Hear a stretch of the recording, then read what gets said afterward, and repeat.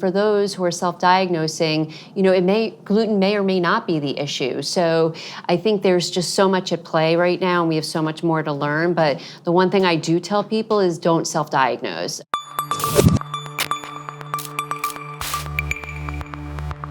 So, Rachel, thank you so much for being here today. Thanks for having me. It's a pleasure. You've been working in the field of nutrition for 14 years now? Yes. You're very well versed in food allergies and insensitivities, and I believe you have celiac disease yourself? That's correct, yes. So how has your experience living with celiac disease impacted your direction of work? It's funny. So many people have asked me if I went into the field of nutrition because of celiac disease, and actually the answer is no. I was diagnosed long after I was practicing in nutrition, but it still had a very big impact on what I do today, because prior to being diagnosed, I really focused on doing food and nutrition, public relations, and communications, which has certainly serves me today in what I do.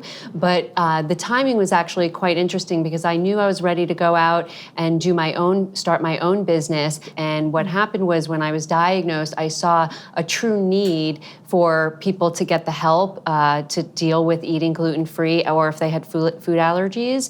And so not only did I want to help people, but I wanted to use my expertise to educate the public. So do you integrate any holistic methods within the work that you do? I say there are 7 billion people on the planet. There are 7 billion diets that work for people because everybody is individual.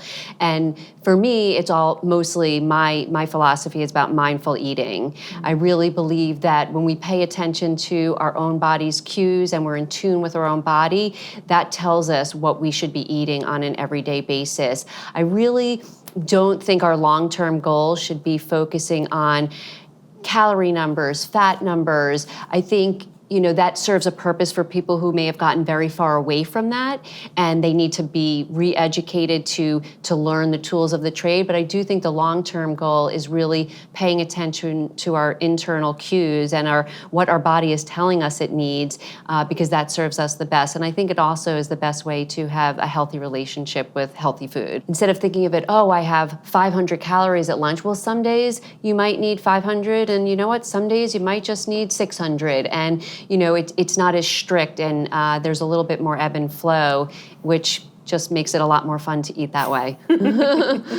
So, gluten-free. It is a hot topic in this day and age. Is the gluten-free movement more than just a trend? And why do you think gluten sensitivity is so prevalent in our society right now? Yeah, I think the fad part of it, or maybe the people who are going gluten-free because they heard it was a weight loss diet, or because their next door neighbor did it and they don't even really know why they're eating gluten-free. So there's definitely a fad part of it, and I think when the next big fad comes along, we may lose some of those people, but in essence, it really is a long-term trend, and it's a long-term trend for the people who are going to have to eat gluten-free for medical reasons, people who have gluten sensitivity, people who have celiac disease, the people who are doing it because it's medically necessary too. So I think there's a twofold answer to that. With respect to gluten sensitivity, we know so little about gluten sensitivity. Many researchers say that where we are today with gluten sensitivity is where we were with celiac disease 30 years ago. We really know very little about it. We don't even have a disease definition for it yet. It's really just a diagnosis of exclusion, which means if you don't have celiac disease or you don't have a wheat allergy and you've been tested negative for those things, then you explore gluten sensitivity through an elimination diet, which I'm sure the students here are learning about. The one thing I would say is, while we do think it is very much a real condition for many people, there are many people who may self-diagnose, and for those who are self-diagnosing, gluten may or may not be the issue. So I think there's just so much at play right now, and we have so much more to learn. But the one thing I do tell people is don't self-diagnose. I think it really makes sense to see a healthcare team that is very proficient in this area in gluten-related disorders,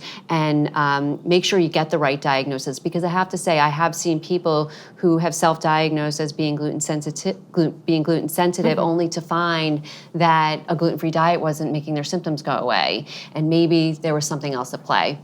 Rachel, thank you so much for being here and for answering such great questions. Yeah, it's my pleasure, definitely, to be speaking to the next generation of health coaches that people are going to be looking to for good advice. So thank you.